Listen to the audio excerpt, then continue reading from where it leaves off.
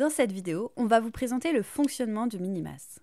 Mais avant cela, faisons une petite mise au point sur ce qu'est le confort thermique. Pourquoi on a chaud? Notre thermomètre affiche une valeur qui peut différer de notre ressenti. La température ressentie est en fait une moyenne entre la température de l'air et la température des parois. Prenons l'exemple d'une maison en pierre sans isolant l'hiver. Imaginons que notre mur de pierre soit à 10 degrés. On va devoir chauffer notre habitat à 24 pour obtenir un ressenti de 17 degrés. Alors que si la paroi était plus chaude, 16 degrés car isolée par l'extérieur par exemple, on atteindrait le ressenti de 17 simplement en chauffant à 18. Pour un ressenti équivalent, on va donc utiliser moins d'énergie et de chauffage dans la maison isolée de cet exemple. Et tout au long de l'hiver, cela fait une différence considérable. La température de paroi est donc une donnée importante à prendre en compte pour le confort thermique. Et justement, un poêle de masse transmet sa chaleur par rayonnement et de ce fait réchauffe les murs, ce qui augmente le confort thermique. Et c'est bien cela qu'on cherche davantage qu'une chaleur à tout prix. Ce que ne fait que peu un poêle classique qui lui réchauffe l'air dans une chaleur par convection. En plus, la chaleur par convection stratifie, c'est-à-dire qu'il fait plus chaud dans une mezzanine à l'étage qu'au rez-de-chaussée. Alors que la chaleur dégagée par un poêle de masse sera plus homogène dans la maison. On évite les pics de chaleur et on a moins froid quand le poêle s'éteint. Cette chaleur par rayonnement d'un poêle de masse permet donc de chauffer les corps en profondeur en plus des murs, là où le poêle classique se contente uniquement de réchauffer l'air de l'espace, pour un temps donné.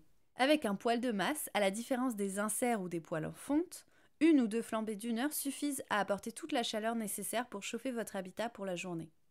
Il n'y a donc pas de feu continu dans un poêle de masse, on chauffe à feu vif. Il n'est aussi pas nécessaire de laisser une bûche brûler toute la nuit avec peu d'air. En termes de pollution de particules fines, c'est catastrophique. C'est équivalent à faire 12 fois le tour du périphérique parisien avec un vieux diesel. Et pour que l'habitat léger ne soit pas en reste, Agir Low-Tech a développé un Minimas en open source. Il est très adapté aux petites surfaces où il y a peu d'inertie, comme dans le cas des yurts ou des tiny houses. Mais il convient aussi aux petites maisons, si elles sont très bien isolées. Regardons-en la modélisation 3D pour comprendre ce qu'il se passe à l'intérieur. L'air entre par le dessous du poêle. Il vient alimenter le feu en passant par les petites fentes sur les deux côtés. Les gaz chauds ensuite issus de la flambée vont d'abord caresser l'habillage en descendant sur les deux côtés pour donner leur chaleur et leurs énergies à toutes les briques réfractaires sans exception. La fumée chaude est ensuite contrainte de passer à l'arrière du poêle où elle pourra remonter, s'évacuer par les conduits. Ok pour la 3D, mais en réalité ça donne quoi?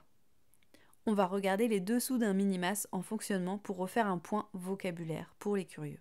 L'air entre au contact du bois par ces trois fentes fines pour alimenter en oxygène la combustion du bois. Les flammes issues de la flambée montent dans le foyer pour frapper la zone de cuisson, qui grâce à ses antennes métalliques peut chauffer jusqu'à faire bouillir une casserole d'eau. Ensuite, la fumée de ces flammes se scinde en deux pour passer de part et d'autre du foyer. Le foyer, c'est l'élément central, le cœur de chauffe, là où on fait la flambée. Il pèse à lui seul 200 kg. On a vu que ces gaz chauds redescendent sur les côtés, entre les briques du foyer et les briques constituant la seconde peau, l'habillage jusqu'en bas du poêle.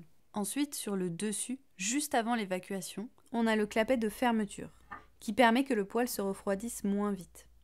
La chaleur reste ainsi plus longtemps dans la maison. De la même manière, tout en bas, sous le poêle, en fin de flambée, on peut fermer le clapet d'arrivée d'air pour éteindre le feu et limiter le refroidissement du poêle. Juste au-dessus de ce clapet, il y a la sole, c'est la pierre sur laquelle on va poser le bois de flambée. Maintenant que l'on a le bon vocabulaire, regardons le circuit de la chaleur dans un Minimas. Pour exemple, ce petit chalet vient chercher sa prise d'air via un tube qui passe sous le sol dans le vide sanitaire pour remonter sous la sole et entrer dans le foyer via les trois fentes. L'air chaud ressort du foyer en descendant de part et d'autre de la paroi. En bas de la paroi, les gaz sont obligés à passer à l'arrière, là où les fumées pourront remonter, s'évacuer par les conduits. Ce circuit de l'air chaud, carburant, permet d'optimiser la chauffe du maximum de briques réfractaires qui absorbent et emmagasinent la chaleur pour la redistribuer lentement tout le reste de la nuit et journée.